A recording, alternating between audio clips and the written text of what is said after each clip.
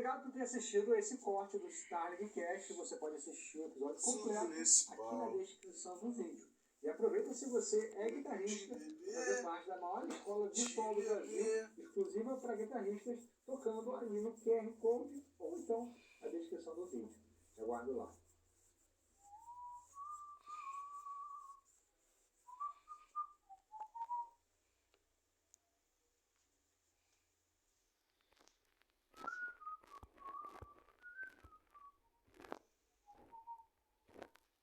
Mas essa questão de esse mercado ser tão bagunçado, amador, né? Porque eu acho que a equipe teria que entender, né, cara? Poxa, isso aqui pode rolar uma situação de constrangimento entre dois colegas, né? Sim. Então vamos falar isso da melhor maneira, né? E eu não sei também se você ligasse ia mudar alguma coisa, né, cara? Também poderia parecer até pedante, né? E, mano, tô aqui, não sei o que. Essa coisa você falou a frase informal, isso, cara, detona muito o nosso jeito de trabalhar, enfraquece a gente pra caramba perante aos artistas que não tem uma índole tão interessante, a contratantes, a produtores, a todo mundo que não quer exatamente que você se organize, porque é interessante, né, que a nossa classe seja meio chumbrega mesmo. Outra coisa, essa também é corte, que e é verdade, pouquíssimos trabalhos. Aí eu não vou só falar do Brasil, porque também não ficar dando porrada no Brasil, que é um país sensacional. E com uma música melhor do mundo, disparado. Eu concordo. Poucos lugares do mundo vão exigir de você o que você se preparou para dar. O cara que realmente se preparou. Muito poucos trabalhos, cara. Você vai, tanto que tem uma coisa, eu já estava conversando com um amigo nos Estados Unidos, um baixista, e o cara toca com todo mundo, um baixista acústico. E ele falou que sempre que tem a gravação, que não sei o que, ele chama partitude. Aí eu falei, cara, mas esse é highlight aí também, que, ele falou, cara, mas o partitude lê pra caramba. Então, na hora que sabe, ele, o que. Então, assim, quais são as situações que vão realmente utilizar todo o seu preparo? Hamilton de Holanda, Wayne Shorter, enfim, muitos poucos trabalhos, sabe, tem, né? Especialmente no jazz, ou se você for fazer uma incursão ao mundo erudito, ou uma fusão com o mundo erudito, ou tocar uma coisa de virtuosismo absurdo. Então a gente já parte de um lugar que a gente tem muito mais arsenal do que o que a galera vai pedir. Então, de uma certa maneira, também não está errado se tiver ética na relação, que uma pessoa queira trabalhar com outra, ou que também possa chamar alguém, se não for o Matheus, vai o outro, se não for o João, vai o Zezinho, se não for o Zezinho, vai o André, se não for o André, porque para eles, de uma certa maneira, não muda.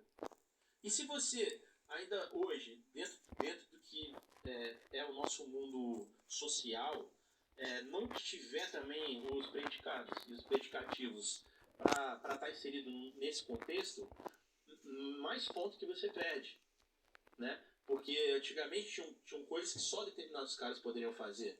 Hoje não. Hoje tem muita gente tocando bem e muita gente que toca bem o suficiente ou mais para esse mínimo que é o máximo que o mercado pede. Porque o nível harmônico, melódico, o ritmo foi só decadendo. De exigência, entendeu? E a exigência agora é outra, é diferente. Se é melhor, é pior, tem gente que acha melhor, tem gente que acha pior, tem gente que está trabalhando mais, tem gente que está trabalhando menos. Você falou do André, que estava no momento... isso, cara, é muito difícil você se manter 20, 30 anos, sabe, com giro alto, por vários fatores, uma idade, outras são escolhas que você quer fazer. Hoje, por exemplo, a gente estava falando disso, você falou, jogador de vôlei. Longe disso, apesar de adorar, mas todo dia eu acordo 7 horas da manhã para treinar, sabe? E isso, algum outro lugar vai ter que ceder para esse lugar. E tem uma coisa também, cara, que é muito doida, é o seguinte, você sabe que ia ser uma novidade, né? Você foi uma grande novidade, caraca, né? Chega daqui a pouco, vai vir uma outra novidade. E isso é uma coisa, às vezes, que as pessoas não estão preparadas para lidar, tipo assim, eu não sou mais a novidade. Tô falando isso, cara, porque quando eu cheguei no Brasil, eu saí em 2 capas de revista aqui de guitarra. E você se manter relevante ao longo do tempo é difícil, cara. Porque vão entrando pessoas novas, mais interessantes, a atenção vai indo para outro lugar. E você citou uma coisa aqui em off interessante, que você falou que você teve uma gig, que você foi indicar um baterista que você queria, e na hora lá o cantor ou a cantora falou, poxa cara, eu queria um cara mais novo. E o baterista era um ícone. E você falou assim, como assim, bicho? O cara é um ícone. Sim. Né? Então assim, como assim eu estou sendo trocado, né?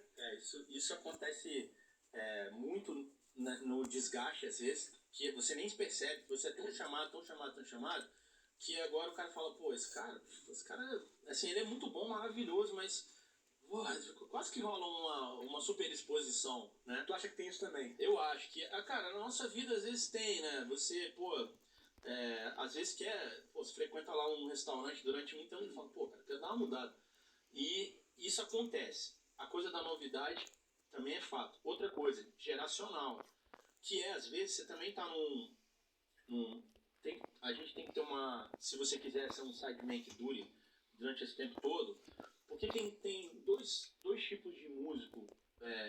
Quando eu falo no meu curso, eu começo dizendo isso. O curso chama Pulo do Baixo, galera. Ainda tá com a turma fechada, mas em breve vai reabrir. Vai ser relançado pela Escola de Solistas do Ademir Júnior. Se preparem aí, tem muita gente perguntando às vezes no Instagram. Eu só tô dando aula online, mas é uma aula individual. Quem tiver afim, só procurar. Mas o que acontece? Vamos chamar assim, a gente tem um músico artista e um músico sideman. O músico sideman, a premissa dele, pelo menos no final eles vão se encontrar. Mas ele começa assim, pô, eu quero servir, quero tocar vários estilos, quero ter vários instrumentos diferentes, porque eu, por exemplo, eu não quero ser conhecido quando eu toco num disco da Melim por ser o André Vasconcelos. Eu quero que você escute e fale, cara, esse baixo tá perfeito para esse track. Pô, esse baixista de rock é sensacional. Pô, quem é esse cara que tá tocando jazz perfeitamente tal? Esse é o gol do cara sideman. E o artista, ele quer botar a impressão. Ele quer que você escute ele tocando e fale, pô, é tal cara. Por exemplo, o meu irmãozaço, o Thiago Espírito Santo. O Thiago Espírito Santo, onde ele coloca a mão, Thiago Espírito Santo. E também ele faz um tipo de trabalho diferente, né? Ele não vai tocar como a Melim, por exemplo. Não, ele acaba... Ele poderia, mas... Por isso que aí no final eles se encontram. Por quê? Porque é tanto um cara que é tão preparado para tocar... Por exemplo, acontece muitas vezes do cara querer aquele cara, porque aquele cara tem aquela coisa. Então, por exemplo, eu quero esse que o Thiago faz, só ele faz. Então, queremos o Thiago aqui com a gente pelo lado artístico. Sacou? Então, isso tudo faz com que você tenha uma trajetória dentro do mercado, de adaptação. Por exemplo, pô, imagina quantos jeitos de tocar já se passaram em 40 anos que a gente está aqui. Né? Qual eram os timbres, qual eram as